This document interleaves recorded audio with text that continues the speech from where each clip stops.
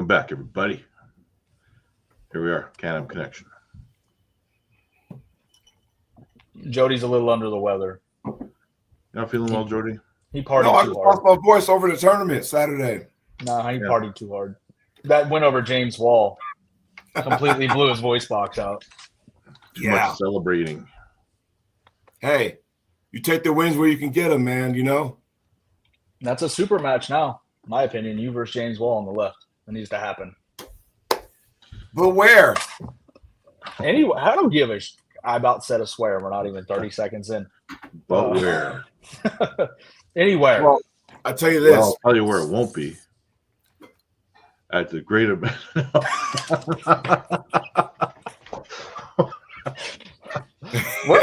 Whoops. Well, I guess we're going there right now. Why not? It won't be at Armwrestling because that's next month, and that's too late of a notice, so it won't be there. At least not at that one. Great American Bash. You're using that pay-per-view name. You're giving it a bad name. That was an old WCW Great American Bash wrestling pay-per-view, and you just butchered it by doing what you did over the weekend. Great job, guys.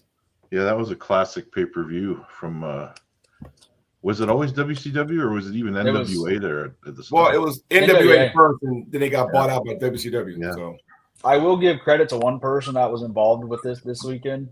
Robert Kelly. Dream went off without a hitch, buddy. So work on see that. You got to buy it. It was $10.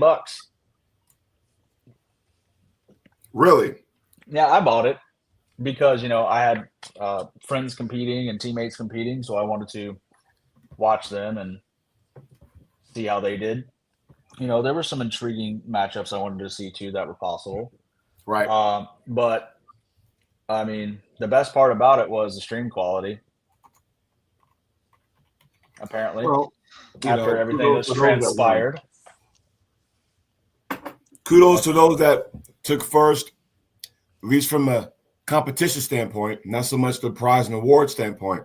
Well, it's not even that too. Like some people that took second and third, that's big wins for them. That's big for them too, because look at Cody Wood and the battle him and Roman had. That was just a great, awesome war back and forth. Yes. When this happens, Bishop and Hunter Knopf's on the left had a good match. Bishop beats him, and then Hunter comes back and wins twice to take first in the left hand 76 class. Yeah. 98 was okay. Artem pinning Warzinski in a hook. Nobody was going to see that one happening. So that's insane. And then Adam Warzinski breaking out the top roll to pin Robbie Russell. Yeah, he broke out the top roll and pinned Robbie Russell, and I think he hit Artem with the top roll too. So, wow. Normally Adam's predominantly 99.9% an inside just grit your teeth guy, but he showed a lot of versatility. Who won? Ballinger won the 220s. Austin Jaggers ran through everybody in supers. Austin Jaggers pulled. He won both hands. I saw the result, just never saw the match. He ran through Tim Bresnan like he wasn't even there. Damn. Would I be out of line to ask whatever happened with that? Don't know. The allegations. Of what? He was in some legal trouble there for a little while. Who, Tim? Jake? No. Jaggers. Oh, I think don't quote me on this, but I don't know if the charges got dropped or what. I don't know. Well, if the man is cleared, let's talk about him being cleared. If we can confirm that. Yeah, Steve Drew said the charges were dropped. So, that's, what I heard, because there's no way if they would have stuck that he'd be out right now. So, it's still impressive to run through Bresnan. Bresnan has fallen off a touch. I think we all know that. But still, to go through him the way he went through him is impressive. Not to mention, didn't have a super match last year, and Tim beat him. So, a little revenge. Yep, 100%. Okay. So I don't know who won 42s. If I'm being honest. I forgot the guy's name, but he won both hands. Yeah, Anthony pulled 42s, took third on the right. He didn't pull left at all. So that's all I know. What else we got? Jody, tell us about your event this weekend. Hey, it was a mega event.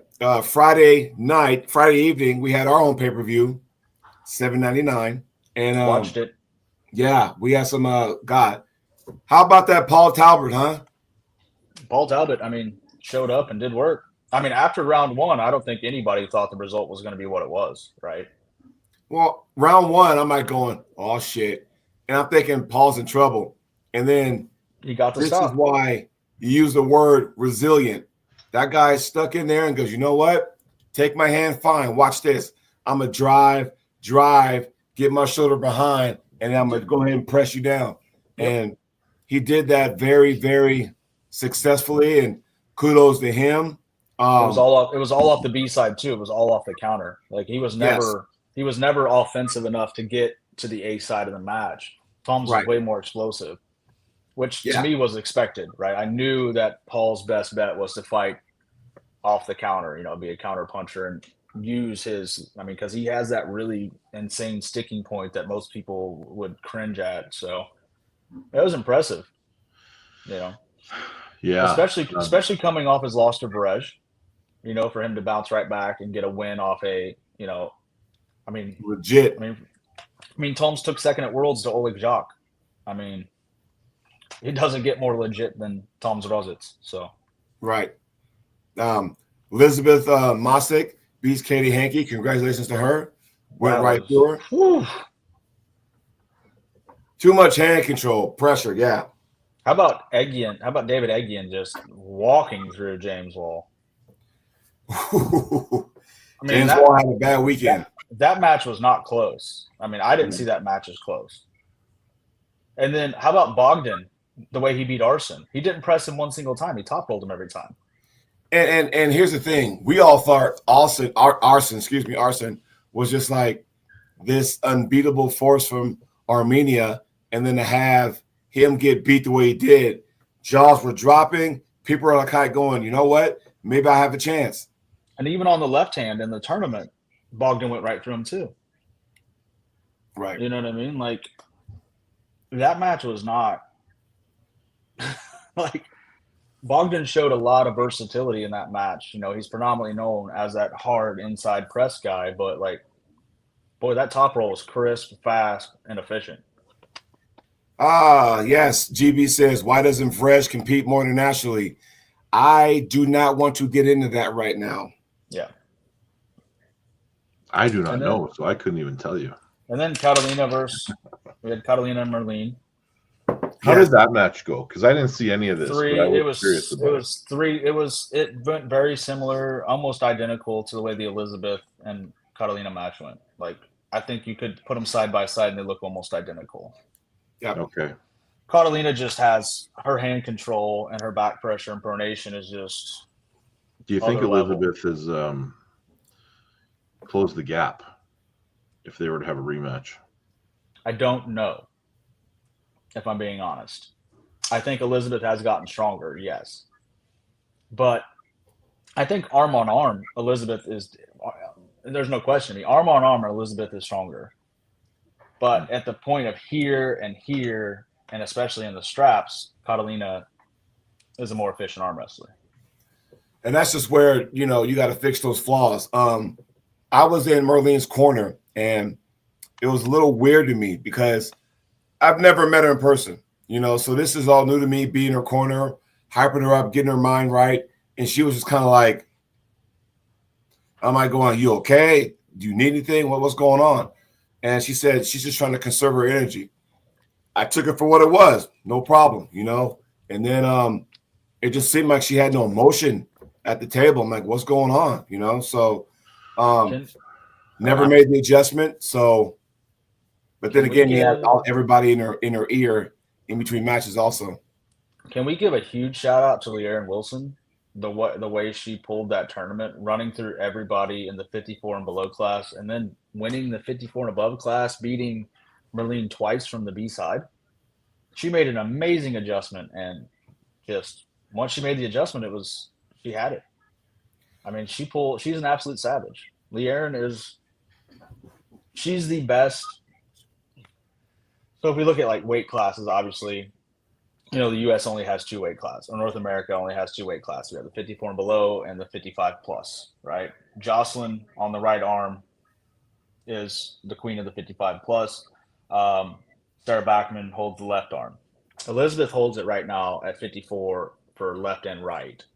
But if there was a 43 weight class, 43 and down, nobody's beating Lee Aaron. Like, at all. Like, it's not even close. There's a big gap between her and everybody else at 143 pounds and below. Who won the supers? The Georgian guy, right? Yeah, Vaktan. Yeah. Anybody notably in the second and third? Well, Don Underwood won. Yeah, she won the 275 class, right? Yeah, sorry, yeah. For Arnold class qualifier, so yeah. 275 class. Right. Yeah. Okay, interesting. I'm just trying to size up my competition for the Arnolds. Then Bogdan won. I think Bogdan won left. I don't think he pulled right. 70. I can't remember who won everything else, but well, let me bring up because Corey has it on air. So let me bring that up while you guys keep talking. Tim won 42s, right hand. Tim Talmadge won 42s. I'm pretty certain, and I know he won that. Yes. I don't know who won 42. Who won 42 left? You took second? Yeah, I took second to Vaktan. There you go. Well, I guess that begs the question, Jody. Will we see you at the Arnold Classic? Good question. Good question. I'm on the fence right now. I gotta see what's going on. Get off the fence. Yeah, get off the bad side of the fence. Get on the good side. Jesus. So Ryan, what class are you talking about? Supers. That'd be 276, right? Yeah, 276 plus. Left and right, or just left? Both. Because I pulled right arm at my event. I saw you pulling right in the overall. I was like, oh, how's the right feeling, by the way? It held together. Oh, hey, Ryan, update on Robbie. We went to the surgeon yesterday, and the surgeon told him he does not need surgery. Take another month off, let the scar tissue set, and then get back to hitting it as hard as ever. I don't think that's not a close match right now. Not yet. Yeah, that dude. Ryan, Jay, you're not lying. 275 plus. Vaktan took first. I don't foresee him going because he pulled like 6 weight classes because he pulled the 3, but he did left and right. So I don't foresee him being in that class. James Foster is relatively new, took second. Devin Mackin took third. I don't foresee him going. So that's right hand. Left hand, let me see. That would be Vaktan again. Nicholas Mode, don't know if he'll go. And David Mackin, don't know if he'll go. I could see Nicholas Mode going. I hope he does. I could see that. I'd rather have him go to – he's thinking about going to California State in January. I'm like, you want competition, man, go to the Arnold, man. King of the North happened on Saturday as well. Mm-hmm. Tell us. I was about to ask you about that. We had, for Manitoba, I was expecting maybe, I was optimistic for 100. We got 70. Quality was there. Like the guys that won the classes and qualified for the Arnold's, guys and girls, they will mix it up down there. And I think a lot of them will be going. Like the percentage of top 3 people from Manitoba that will make the trip to the Arnold Classic is going to be really high. Lots of people have already booked the trip to go. Like Ward and I had our trips booked a long time ago. Ward Drake's coming down to ref. Every time you say Ward, it reminds me of Leave It to Beaver. Right. Holy man. How old are you?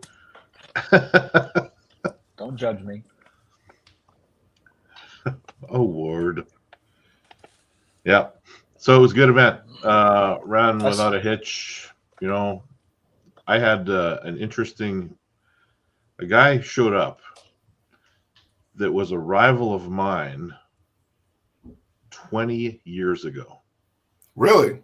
Alan Hartnell. He won, or he played. He won. He went to the Worlds. I think he got a bronze medal at the Worlds in 1998. And the last time I arm wrestled him right-handed, he beat me. And the only reason I entered the right arm, well, there was two. There was two Alberta guys that were here that really wanted to arm wrestle with me. And then Alan showed up, and what am I going to do? Not arm wrestle right-handed? So I, fucking Jay Clean. I just made sure I stayed out of certain positions, which I didn't. In the first match I had against Ryder Martins, I actually kind of pressed. I was like, oh yeah, I shouldn't do that. How long are you post-op now? It was April, wasn't it? They're 8 months post-op. I mean, Yeah. that's about the time I started putting like maximum pressure on my bicep after getting it redone. Well, I don't think I've put maximum pressure on my arm. I haven't even really been training my right arm, but I managed to win both arms in the tournament. And then I hung around the overall long enough to prove a point with the guys that came from out of province to try to take me out. Yep. Are they doing those? So you guys did do an overall. I'm assuming you won the left overall. I did not. What? Who won the left overall? Nick Penner, training partner of mine.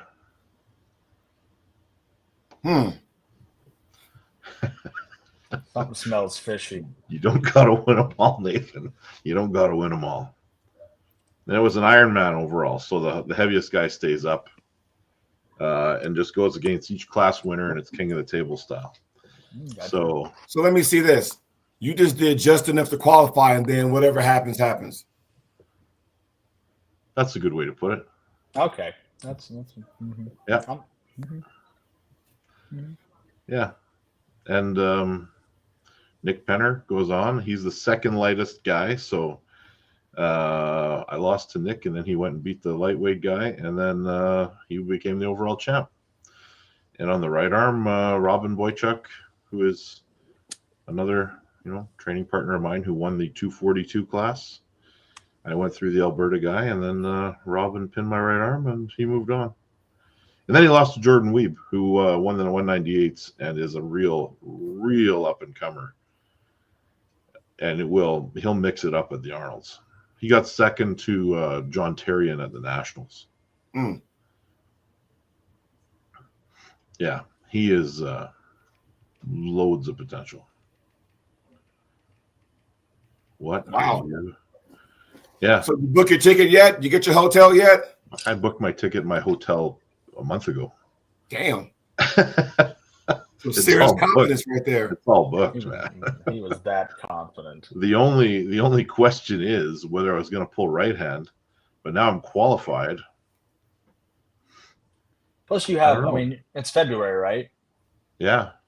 You'll have 11 months on the arm. Late February, like the last day of February. Like I've been pulling with it in practice. No, I mean from a healing perspective, right? Like with the anchor and stuff like that, the bone should be nice and fused and everything. You shouldn't have to worry about it separating at this point. Well, I'm not going to be pressing. I'll tell you that. Well, I mean, like even from the perspective of mine, like having the anchor put up in here, right? Because I had a giant anchor put in my shoulder. 8 months in, I was in full deep hooks again, really pressing on that bicep. And like obviously when scar tissue lets go, which I had happen a couple times, it freaks you out a little bit because you feel a little pop. But I mean, I'm 14 months now post-op, and I feel amazing. So I was just after that first match, I was like, I shouldn't do that again because I could feel it in the spot. Right. And then I just sat back and just controlled everything with my hand and wrist. Yeah, boy. I mean, you could go that same approach with Arnold's and just really. Yeah, I can still hit. Yeah. So let me ask a question. We're at this point now. As far as I know, we got one more Arnold qualifier left, and that will be on January 25th at the Knuckles Up pay-per-view, the last chance qualifier. So my question would be, do we know, and Ryan, you're a promoter of this, do we know if they have a list for that? I haven't saw. No, I have not. I've not seen an official list. I don't know if they would release it until the last chance qualifier is done. Right. Just because, maybe somebody gets discouraged. I don't know. Nobody should be discouraged with arm wrestling. Come on. Well, you say that, Jody, but we know that's not. Yeah, you're right. Oh my God. He's talking about the Blade Runner. Oh, and then my wife chimes in and says, "Yeah, no, I hope not the murdering part." I think you should just turn into a King's mover. I could. Victoria. I would hate myself, but I could. Well, I tell you what, February 28th, that is day one. Is that day one of the Arnold? I believe. Is that the Friday? I think it starts on the Friday. Yeah. We have to be there for the rules meeting on the Thursday before like 3:00 or something. Right. Yeah. So we're all booked. It'll be a good time. But I tell you what, I felt pretty good, man. I felt pretty strong. Nice. Poor Vitor at the end of the night.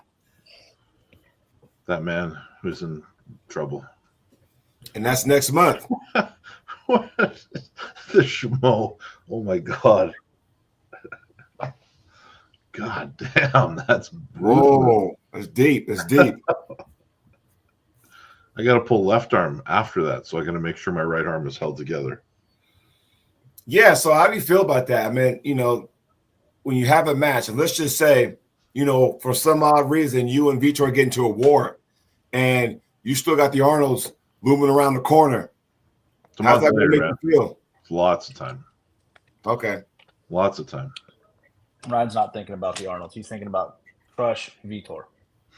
Yeah. Good. Don't overlook nothing. No. I am excited about the trip to the Arnolds. I don't know who's going. I don't care who's going to be in my class. It's just another tournament. There you go. Well, congratulations to everybody over the weekend that went to the qualifier and qualified in the top 3. Congratulations. That includes you, Jody. You qualified. Yes. Jody Williams, no excuses. You could even crash with me and Ward if you need a place. Ah, there you go. See? Just bring some of that vodka. Wait, you can't carry it on the plane, can you? The stuff we were drinking before? I'm struggling so hard. You can put that in a suitcase, right? What's that? What was that drink you had at Steinbach? That was scotch, man. Oh, my bad. Sorry. How the hell do you confuse vodka with scotch? I don't drink either of them. That's why. Well, you drank it that day. One is clear, one is amber.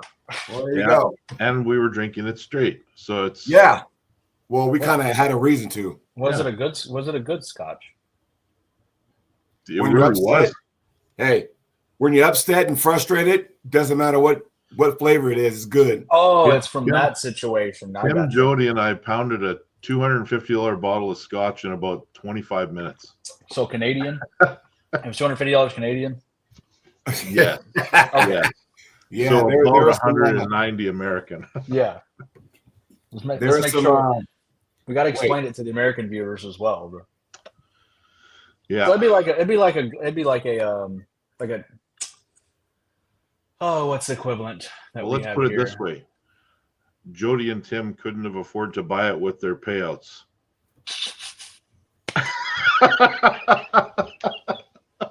There you go. I heard. So basically, there's other people this weekend too that couldn't afford to buy it with their payouts.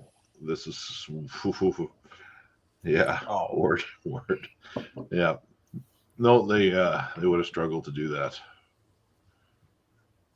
But hey, guys, we're 25 minutes in. We still got a prediction show to get to. Oh, yeah, that's a little important. We do. And you know what? This might be, for me, this is the best event of the year. This is by far, hands down, the best KOT event there's ever been. I mean, I would even put this above the East versus Wests. I mean, some matches, yes. Other matches, I wouldn't agree with. As a whole. Yeah, as a compilation. Okay, so here, I'll say this, Nathan, hear me out. You don't have to have 15 matches to make it the best. You see what I'm saying? No, I don't disagree with that. But I'm saying, like, I feel like there have been some extremely high quality events done by East versus West this year. I mean. Oh yeah. Look at the Sasho and Samusha match. I mean, like, that card was incredible. The Devin and the Bond card was incredible. The event they held in Orlando was great. On my other screen, I've got the Core Sports website up, and you can either buy King of the Table coming up live this Saturday, or you can buy the East versus West 15 replay, and they're the exact same price. I mean, East versus West 15 was good. It was good. Was good. Very good. If you haven't seen it, I mean, it's definitely worth the price of admission to watch it. I'll say this. I like how things are going because there's always that match or that card at the end of the calendar year that makes it well worth it. You remember the first time Dave Chaffee and Vitaly. Yeah, remember that? That was in December, right? So that was a hell of a match. The anticipation, I think, honestly, if I'm looking at it, for me, all matches are great. But the ones that stick out, obviously, Jerry and Levan. But Gabriella, can she get can she get her title back? Right? Saunders and Rustam. Yes. And for all intents purposes, even though these guys are not professional arm wrestlers, the build-up between Eddie Hall and Brian Shaw intrigues me. You know what I found really kind of weird and interesting at the same time is when Engen made a post about Marcio still working 4 days out from an event. I saw that. That was a weird thing for North Americans to do. Why? I don't know. We have jobs, man. We should be resting, I guess. Hey, man, I don't know how it is over there. But here in the States, we got to work, man. We don't work, we don't get paid. We don't get paid, we can't pay bills, buy groceries, et cetera, et cetera. That's how it works over here. Let's get to matches. Let's go. Too many good ones. Not Kevin Pelco, Joseph Moranto. That's the first match. No fucking clue on this one. I know both pullers, but I still have no damn clue. Joseph's out of Arizona. He's been making big waves. He pinned Vazgen as an auto qualifier. Not easily. It was a good match. Pelco, last time I saw Pelco pull, he was getting flash pinned by Michael Hayne. But Michael is an absolute freak of nature, so I don't know. This is a coin flip. I'm going with Pelco. I'm just going with Pelco because I have to pick one of them, and that's who I'm picking. Jody? I'm not familiar with the other guys, so I'm going to go Kevin on this one. You know what? I'll be different. I'll pick Joseph. Because I don't have a freaking clue how this match. It's going to be a hook. This match is going to be in a hook, 100%. They're both hook pullers. Well, I don't know because who would have thought Adam Rosicki was going to bust out a top roll? So who knows? Okay, well, we don't have a lot to say about this one, but we probably will have a lot to say about this next one and all the ones after this. Paul Lynn versus Krasimir. Captain America, let's go. Oh, by the way, King of the Table. Oh, go ahead. Weight is 105, right, on this one? 105 kilos? It doesn't have it specified, but I assume so. I'm pretty sure it's 105. That's going to make a difference. Do we understand the home field advantage in this one? Well, I mean, Krasi's been over here before and pulled here multiple times. So, I mean, So I mean, there's definitely an advantage because Paul lives in the Northeast, but I also think Krasi's enough of a professional to where he's traveled to North America enough to have it kind of down. Well, I mean, like what I mean by that, like it was a big deal when East vs. West came to Orlando, right? Yeah. Home cooking for us. Yeah. I think now because the location, Atlantic City, that's a hop, skip, and a jump from Dave Chaffee, Jerry Cabinet, Paul Lynn, Marcio. They can fucking throw a rock from their house to the venue. That's how close they are. Jay Clean, you hit the nail on the head there. Yeah, that's a good comment. Yeah, and I completely agree. And I don't think Paul is the kind of guy that will finish him quickly. I mean, he finished Lachlan fast. Not the same scenario here. It's not the same person either. And let's think back to when Krasimir pulled Krdeča and hung on to him at the pin line until he was bled out. Well, let's not forget Krasi has wins on Levan. Yeah. I mean, he hooked Levan and held him and was able to hold him up and eventually pin him. I mean, I'm going Krasi. I'm going Krasi. Me too. I am as well. It's nothing against Paul Lynn. Like, Paul Lynn is incredible. No, I like both those guys. On a personal level. I'll be right back. Go ahead and run it. I'll be right back. I think Paul coming in heavier helps him a lot, but Krasi's so good at that 105 kilo weight class. Yeah. I mean, you can't deny it. No, I mean, Krasi he's world class and has been forever. You know what I mean? Like, it's going to be another hook battle. It's going to be an inside war. Krasi pretty much only hooks on his right, and he will dabble with a top roll on the left.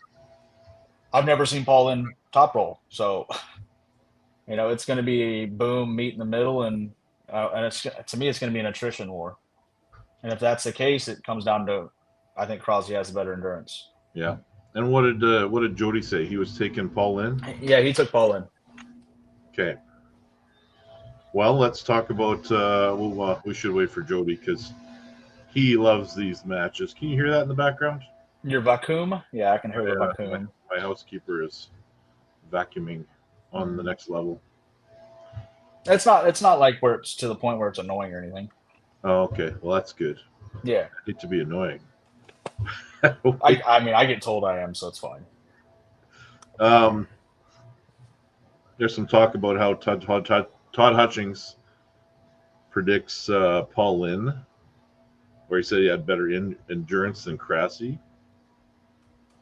I mean, so if we want to look at common opponents, we could look at John Brzezinski for both Krasi and John, Paul Lynn and John.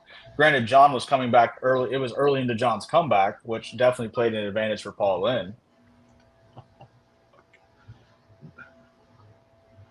Oh, the Drew. You're such what do you say? Guy. Let's talk about this comment from Stacks. Levan had a 20-hour connecting flight, apparently, from what Baxter said. Yes, but he also got there yesterday. So he's got lots of time. He's got plenty of time to acclimate. Yeah. Plenty of time. Shouldn't impact him. And Levan is still a relatively young guy. Yeah, he's 30, maybe? So.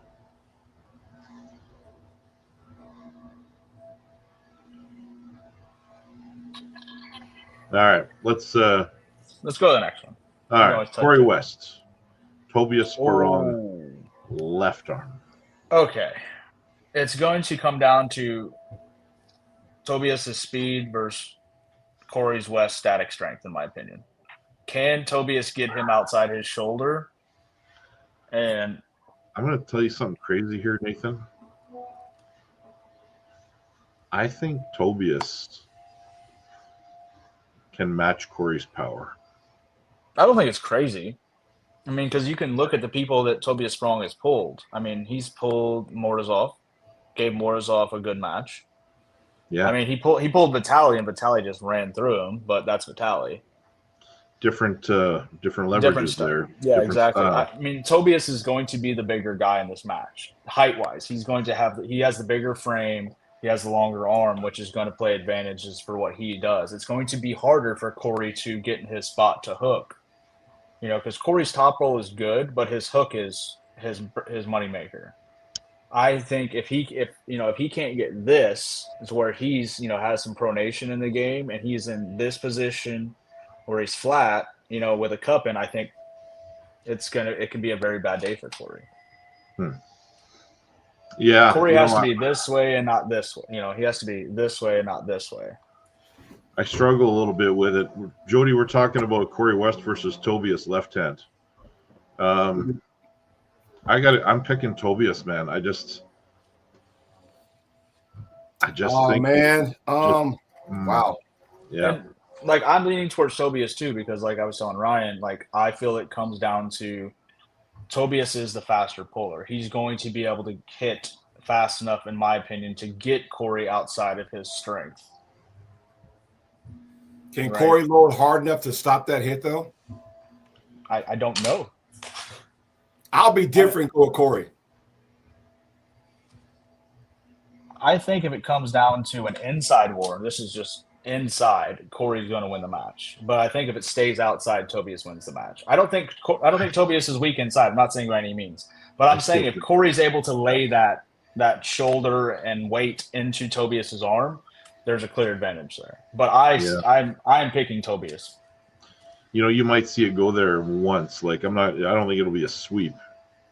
No. But I just think Tobias is kind of going to make a statement here, and we're going to see him elevate. I mean, okay, common opponents. Look at him versus Camille. Well, yeah. Camille beat Corey. Tobias barely lost to Camille. Yeah. And both of them had moments in the matches. 100%. I mean, Tobias and Camille was, 4-2? Yeah, I think so. Yeah. And Corey was 3-1? Yeah. So, it tells you, it's a great match. I'm excited about it. It could go either way. And the way Corey beat Camille was totally different than the way Tobias beat Camille. Corey actually pressed the presser, and when he tried to take it outside with him, was pinned. Tobias was fast enough to get Camille outside his shoulder. Yeah, and we get to see what happens with these guys a little bit when they got to travel from far away to come here. Sweden's not too terrible. It's about, 10 hours or so. 10 hours is 10 hours. 10 hours, man. It's not as bad as some of these guys. Like if you're traveling from Australia or something like Lachlan is. Yeah. Well, the next one is we got a homegrown North America versus North America by way of Brazil. Oh, yeah. Matt Mask versus Marcio Barbosa, and Marcio is 2.5 hours away by driving to the venue, and Matt's 10. Matt's like a 5 hour flight. Yeah. And 3 hour time zone difference. Yeah. Where was that comment before? And someone says, "I hope Marcio loses so he can talk about all the excuses." Who made that comment? Ooh, I think it was. Yeah, I don't know. I have to scroll back way up. So I'll scroll back. Go ahead and run it, y'all. So I did the math on this. At KOTT, Marcio and Matt Mask have not lost a match. At East vs. West, neither one of them won a match. Well, let's go all the way back to World Arm Wrestling League, where they've arm wrestled a lot. They absolute wars every time.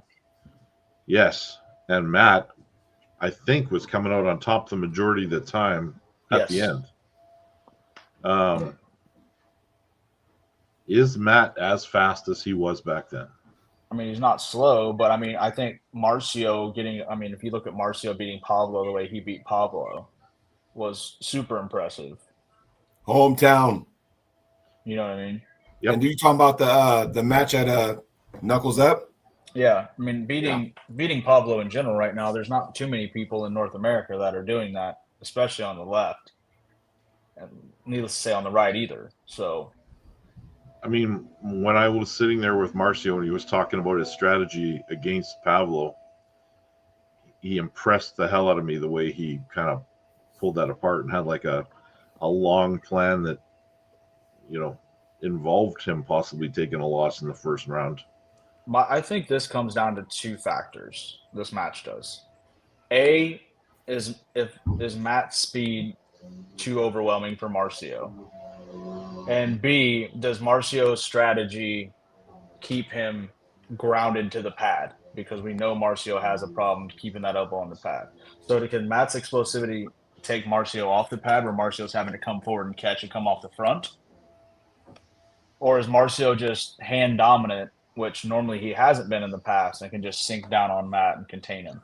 Not for all those rounds. No, there's no way. No, I don't think so. I think Matt or Marcio needs to pull without his hand to get the job done in the end. I think Jody, you already said Marcio, right? Who? You. I haven't said anything. I was going to tell you my prediction. Oh, my bad. I thought you said Marcio. No, I think, I would love to see Marcio win, but I think, and this is where I'm leaning toward Matt, because of Matt's style, and because sometimes Marcio can't keep his elbow on the pad. When you low hand and you fire off like that, if Marcio tries to hold, he's going to pop his elbow up, or he's going to catch him way over here, right? So for Marcio to win, he's going to have to grip up. He's going to have to apply some serious down pressure before the go. That's the only way he can win that. Because then you keep him inside, then Matt he can't do anything. But I think the overwhelming thing is that, if he gets into the strap, Matt loads up with that long lever, takes him over like that with the speed, he might buckle that. I'm going with Matt Mask on this one. I'm taking Matt as well. I mean, I think Matt showed a lot of versatility in the Frank Lamparelli match as well. When he lost his wrist to Frank and was still fighting with just pure grit and determination with that flop press, I mean, that showed. We haven't really seen Matt fight like that ever. Like in the Wall days, you never really saw him fight like that, except for like Devin. So I think Matt's the favorite here. I have it like 55-45. Yeah, for Matt. You know what? I'm just going to be. I'm going to go with the guy that I would like to see win, Marcio.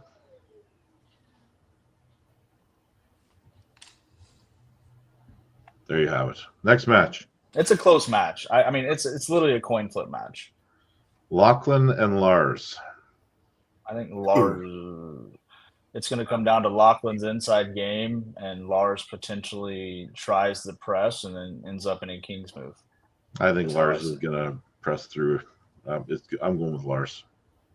I think Lars is the favorite, in my opinion, just because he has multiple avenues to victory, where I feel like Lachlan only has one. Yeah. Sweep. Yep. Not sweep the match, but yes. Lars is just a freak of nature. Like, Jesus Christ. Chaffee versus Gabor. Gabor is like his 19-year-old. I think he was 19 or 20 when he won WAF, right? Open, super heavyweight. The kid's an absolute freak. This is what I believe in. For the first time in a long time, Dave Chaffee is not hurting. Anytime you hurt in arm wrestling, you're not your best. Go ahead. There's no way that neck is healthy, and that's going to play a big role. Only he knows. He knows about his neck more than we do. I mean, I got to take his word for it. If he says he's not hurt, he's not hurt. I don't know, because I got you. I've never been in his shoes, and when you have that much time. When was the last time Dave pulled anyway? Was that East vs. West Orlando? Yeah. Okay. So I was worried then, But wasn't it round 3 he got stopped against Frank? That's when he pulled Frank, right? Yeah, I think so. Yeah.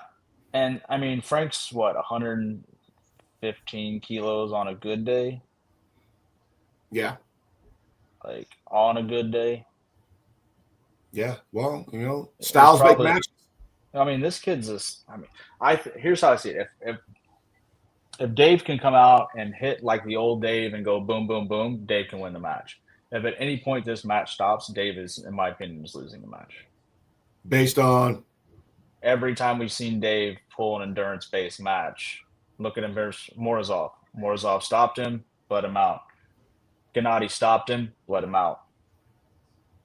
Can he engage in that? I'm looking at the old Dave where the first Dave and Vitaly match where it stopped and Dave had to sit there and can he get to this if he has to?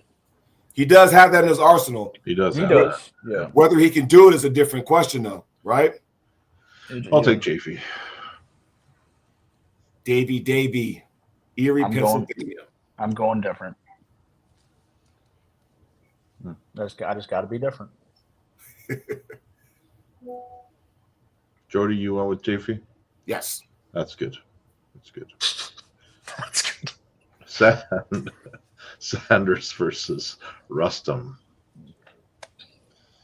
I know who you're picking, Nathan. I know who you're picking already. You know what though? I can see this match going both ways. Like as soon as it was Saunders versus, you said Saunders. Yeah, exactly. But this match has like the potential of being match of the night, hands down. It definitely could be. Because these two. Yeah. Because Saunders can fight everywhere. He can top roll, he can hook, he can press. At some point, I don't know that I see Saunders going, let me see how good Rustam is inside. I see him taking the path of least resistance at the beginning, which will be a top roll. But the problem is Rustam's extremely difficult to top roll. I mean, even Irakli had trouble with it. You know what I mean? So it's I don't know. It's one of these styles make matches. If Saunders decides to go inside, he's got to be up 2-0. Well, he ain't gonna do that. Be up 4-0 and go to that. Yeah. Look at his match. Look at his match with what's his name, the press guy. Not Reno, the other one. Why am I drawing a blank here? Reno just pulled him and tore his elbow. Oh, yeah. You know what I'm talking about? Yeah. I mean, Saunders, but yeah. I mean, Saunders' class is world class because his hook is world class because he was able to hold him in that press for a long time. So I am picking Saunders. Yes, you're right, Ryan. But I could see this match going either way. Saunders is going to be the much bigger man, though. Like in stature, frame, height, everything. Saunders is going to be bigger. Yeah, sometimes that compact guy is tough to pull, though. I mean, we know Rustam and John have had wars in the past. Rustam is anybody that knows arm wrestling knows Rustam is an absolute insane arm wrestler. So everyone's talking about the recent progress that Saunders has made in the chat. He looks mental, right? Like, and I've talked to him several times, and he's finally fitting into that 105 kilo frame. He's walking around like 107 now, and looking really good. Still taking Rustam. Put it down. I'm right. So am I a tiebreaker there? You are the tiebreaker, sir. Oh God, I don't even know, man, because it can go many ways. Saunders can use his frame on him. Mm-hmm. Rustam can just sit there and just suck him in so quick that he can't recover. Okay, I have a question. Yeah. So we just watched Rustam and Paul Lynn, right? And do you think Paul Lynn's hook is better than Saunders's? Ooh, good question. Because Rustam, Paul was blasting Rustam to the B side, and Rustam was having to play defense. Right. Do you think with Saunders being the much taller man, if he gets to that A side on Rustam, do you think Rustam can hold Saunders like he was holding Paul? Because that comes down to finishing power. Yeah, for some reason I'm hitting why am I struggling with this one? I don't know why. Because it's such a close match. Right. And I got to pick somebody, but it's like, I feel like, damn if you do, damn if you don't, because it's that close. So it's like a 51-49, 55-45, in my opinion. Yeah, like, God, I'm going Rustam. Screw it. But put an asterisk because I don't know who to pick on that. Right, good choice. Now we have the third from last match now, right? Yes, Barbora versus Gabby. This is, yeah. To determine the undisputed number one female arm wrestler on the planet. I love me some Gabby. I really do. My question is, what has she done now that's going to change the outcome from last time? Because I'm not a big person on same thing, only harder. I don't believe in that. I mean, Barbora blew her out the water and impressed me last time they fought and took the title from her. Did you catch Aussie Arm Wrestlers podcast with her and Sarah last night? I did not. So in that, Gabby mentioned in the later rounds the strap wasn't tight and she wasn't able to like access stuff with her hand. And she wanted the strap.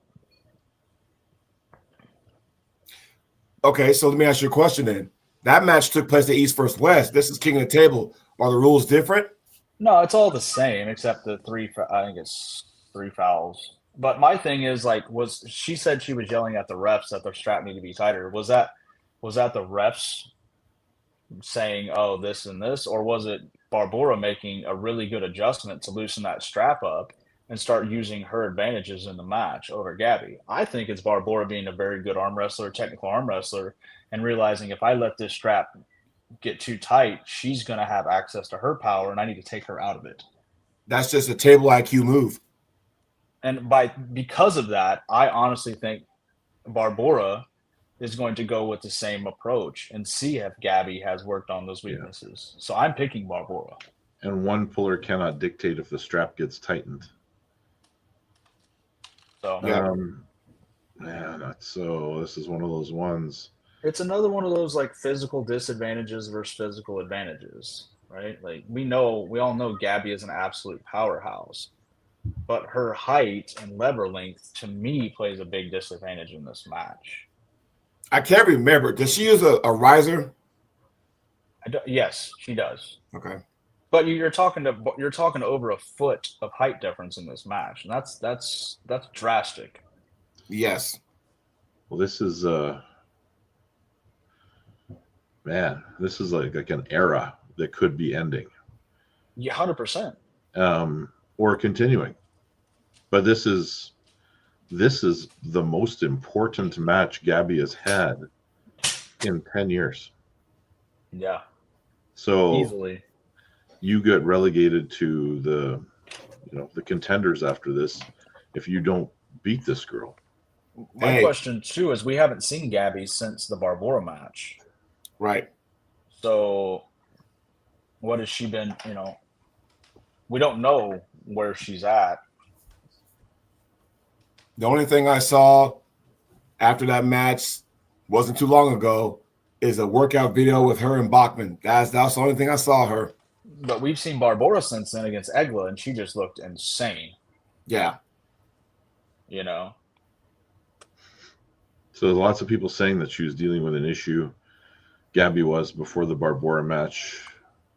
I mean but let's assume she comes in healthy and ready to go. I still don't think it matters, in my opinion. And I'm going to go with my heart, not my head again, and I'm going to go with Gabby. I'm going with Barbora. I want Gabby to win, but I'm going with Barbora. But I tell you what, in about 6 to 9 months, there's going to be somebody else on the rise to challenge for that spot. I'm willing to put money on that. Who's that? Whoa. 6 to 9 months. Put it in the bank. Okay. That's a pretty big window of time. Yeah. You're gonna that's an after the show conversation. And can Sarah get back there? That's another question. I mean, Sarah's got to go through Jocelyn. Jocelyn's already beat Sarah. Well, we could be talking about Jocelyn too, being that person that's going to be right up there. Because if you look at rankings wise, before the Sarah match, you had Barbora, Gabby, Egla, Sarah, and now Jocelyn beat Sarah, so that puts her 4th. So, yeah, 69 months. No, 6 to 9 months. 69 months is a long time to wait, Jody. Now the battle of the strongmen. Yep, there we go. The co-main event. Some people think it should be the main event. Who? Some people think it shouldn't even be on the co-main event. The penultimate. I like how both guys are at least taking it seriously. I'm more intrigued at the cornerman and what they're going to do in between rounds, how they get their guys ready to go into battle, the adjustments these guys will make. Because at this point, Eddie Hall, Brian Shaw are going to be sponges to their teachers and to their cornerman in between rounds. So it's almost like a video game, if you will, where your team is playing on TV, but you're controlling it to a certain degree. So, Jody, I want to see if you agree with me on this. Ryan, you too. Like the access to people that Eddie Hall has, i.e. Neil Pickup, at every one of his practices, in my opinion, is trumping everybody that Brian Shaw has access to. I'm not trying to talk crap on the guys that Brian is practicing with. I mean, I know Luke Pulser's gone out there with him. I know like Sear Brown has gone out there. I think that's how you say it. Sear Brown. If I'm mistaking your name, I apologize. He's gone out there. Yeah, Saray. But when it comes to the level of here, like it's hard to beat a Neil Pickup. And he has that twice a week. But is there enough time that he's taking full advantage of that? Like if he gets smoked in match 1, is he going to just come up with a completely different pivot and style for that next match? I mean, I think they could have I think Neil and him have probably worked through a plan A and a plan B.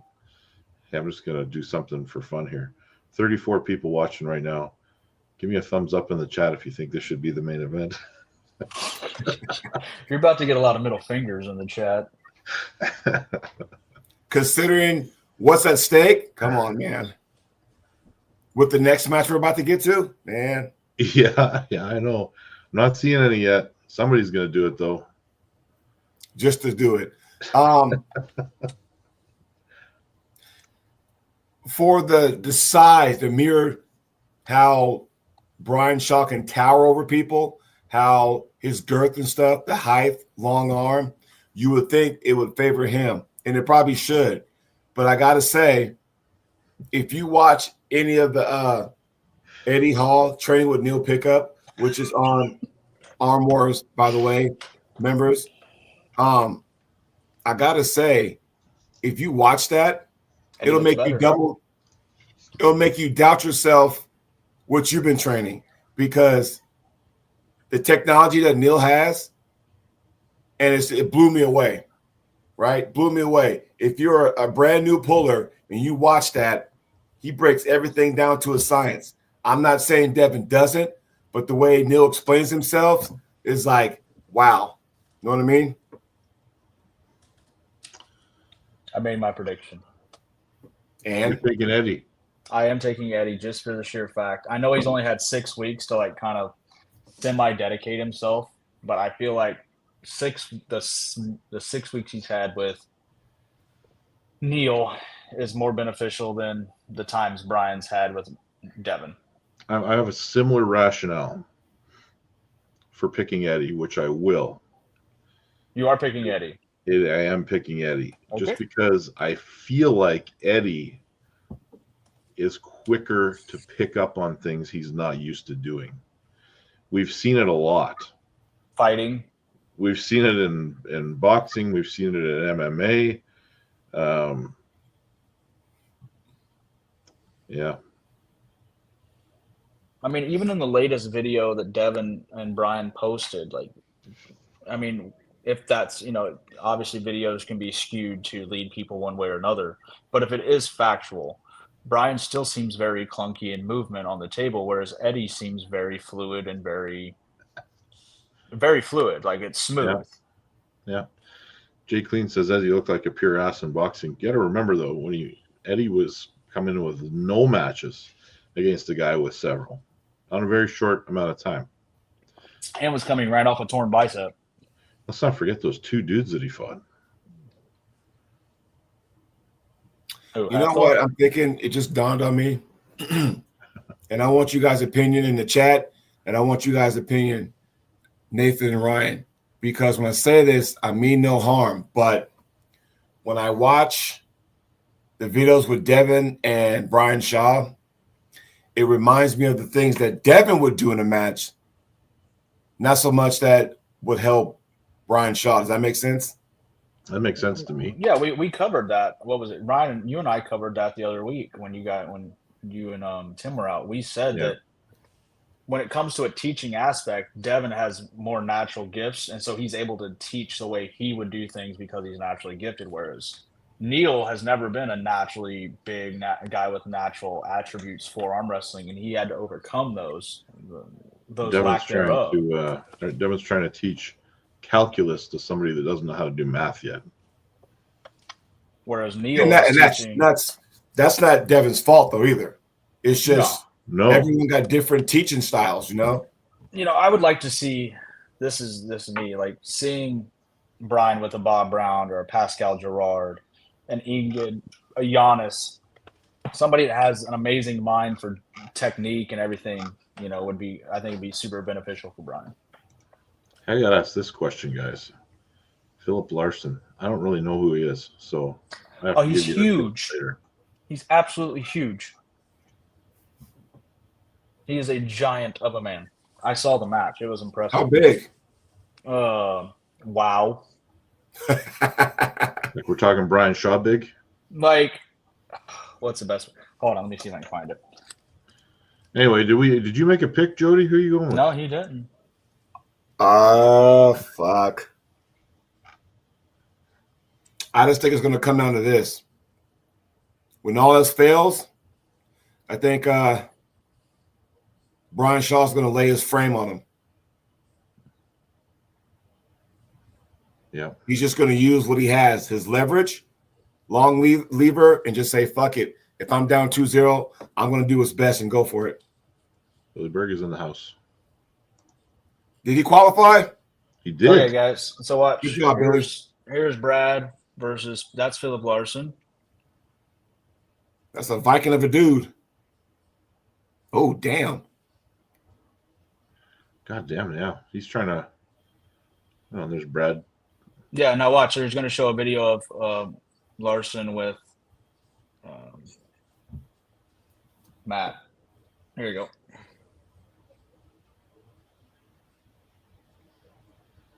That's a big man right there. He's a giant. Like Matt is a really, really tall guy. And look, this guy is huge. I mean, but the way he handled Brad was Jesus. Ouch. Well, you guys ready to talk about the main event? Let's do it. Or Go ahead, who some people think should be the co-main event. Oh, come on. I'm ready. I'm sitting back on this. Jerry versus Levan. You want me to go first or you guys go first? Sure. Go ahead, Jody. Go ahead, Jody. Take You it lead the way. I'm going to say this. I know who I want to win, and I know who might win. I'm going to say this. I really, in my heart of hearts, I'm pulling for Jerry. But I think Levan will win, but Jerry will get a pin, and everybody's going to talk about that one pin on Levan. I agree with you in part. But I also think that if Jerry gets a pin, he wins. I agree with that wholeheartedly. Like if Jerry pins him once, he wins the whole damn thing.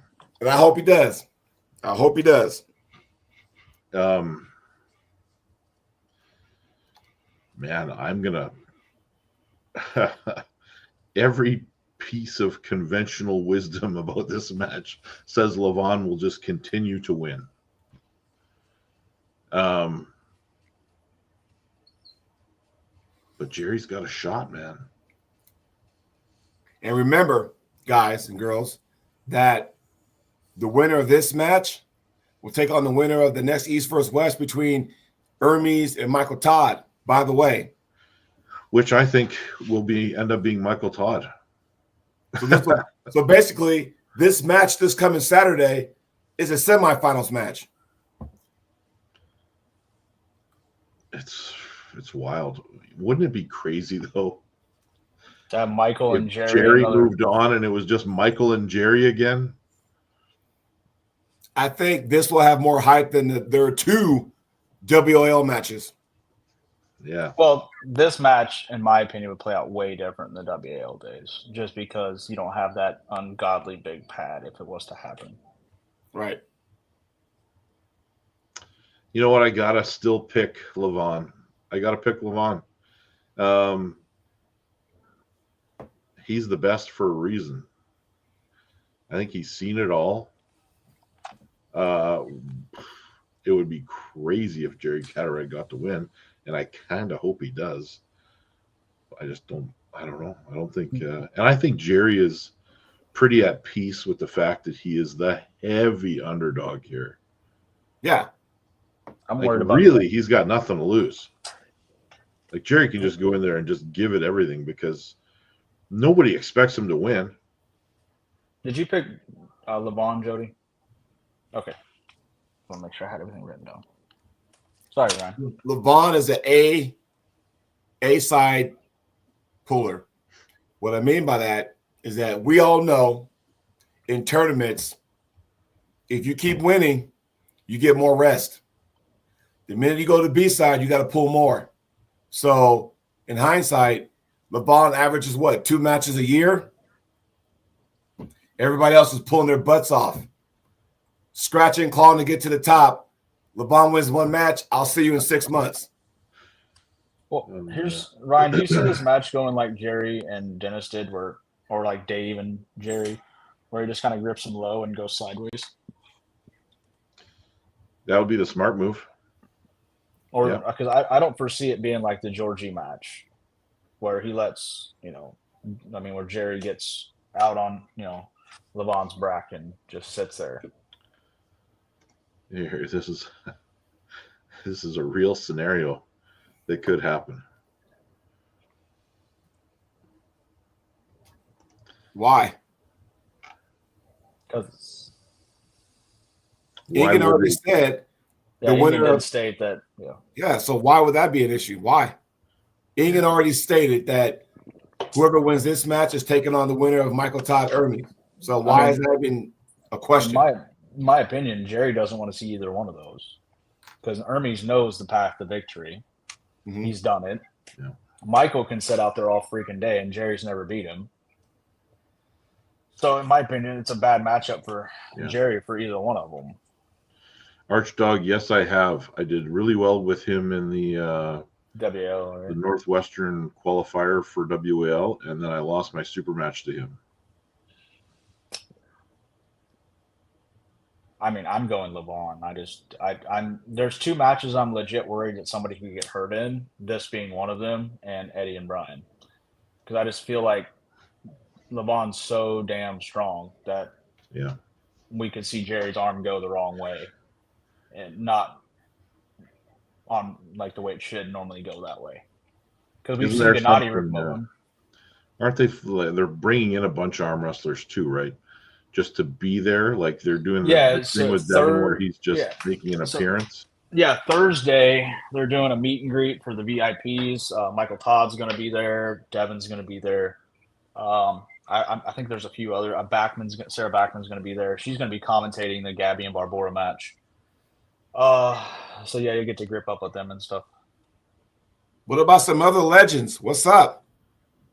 I don't know. The full list hasn't been announced yet. Those are the only 3 concrete ones that I know. Yeah, I mean, Engen's got a way of pulling these old legends out. We've seen Johnny Walker, Jerry Janning. Well, Cobra. I still consider Cobra to be, around. Yeah, I mean, he was just in Washington. Yeah, go grab freaking Vavoda. Fuck it. Go get Trubin, whatever, just to show his face, whatever. Trubin got hurt not long ago, and Russia pulling the guy that Arachley just beat. Right. So I mean, Trubin's still active, but it's just saying bring some faces and go, hey, meet and greet because. I mean, John might. I'm sure we could see John there or Todd Hutchings there as well. Probably John. Right. Yeah, I mean, the new era of fan. Do you think they know who these people are? Which ones? Do their research. No, I mean we're talking the Jerry Jennings, the no. Johnny Walkers, the Scott Norton. Scott Norton's in the United States. You could bring Scott Norton in. Yeah.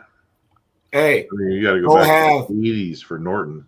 Go have Dave Patton drive up the turnpike. Go. I mean, yeah, Scott Norton was a freak of nature in his day. An absolute freak of nature. Wouldn't it be cool if one of these days another East vs. West or King of Table comes to the States and we have it in Vegas, in some way, somehow, John Brzezinski is on the card, and who's in his corner? His brother Bill Brzezinski. Wouldn't that be fucking awesome?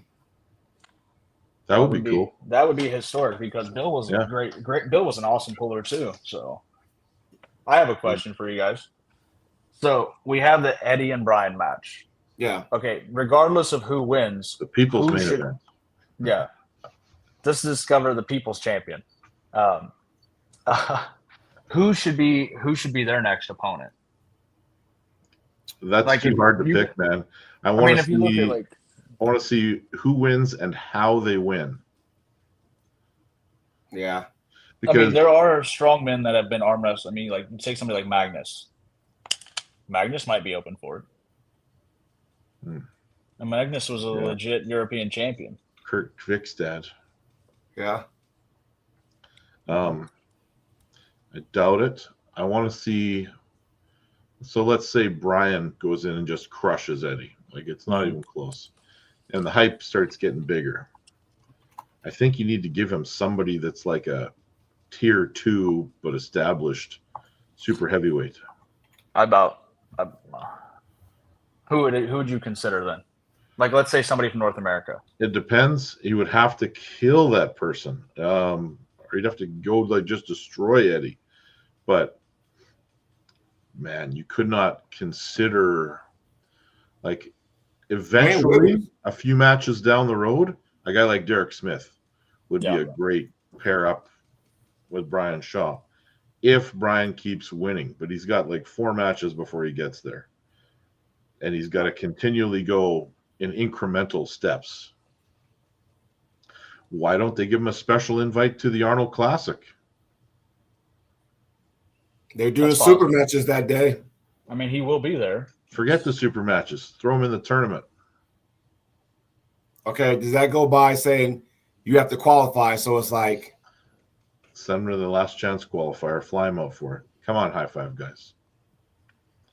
Let's do it. I don't know. It's interesting. It's interesting because you have Eddie who's fighting Pujanowski right around the corner. Does Eddie, let's say Eddie wins, let's say hypothetical Eddie wins, he takes his fight with Pujanowski and realizes, hey, I might be able to make arm wrestling my thing because Eddie's not very old. Right. I think Eddie's going to make way more money fighting Pujanowski in MMA. He makes a lot off social media too. Yeah. But I'm saying, like, what if Eddie says, okay, I'm committing to this now? I mean, with his movement the way it is already, he could make I see his trajectory being faster than Brian's just because of I think Brian has some limiting factors. Table size and his size, right? I just don't think you're going to see Eddie commit himself to one thing. Yeah. Because it gets less interesting than the 10 other things he's doing.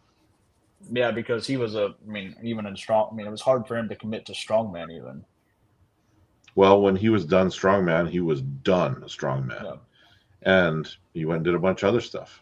Yeah, him, Brian, and Nick Best did that TV show together. And with Oberst. Don't forget Oberst. Oh, Oberst, yeah. They went and did that show where they toured around and did all the classic feats of strength. I love that show. That show was great, right? Yeah. So, yeah, I think I see past if Krasi and Lynn's at 105. I don't think the winner of this sets up for a 105 championship match. Oh God. Do I want to know this time? I'm not putting it on the screen.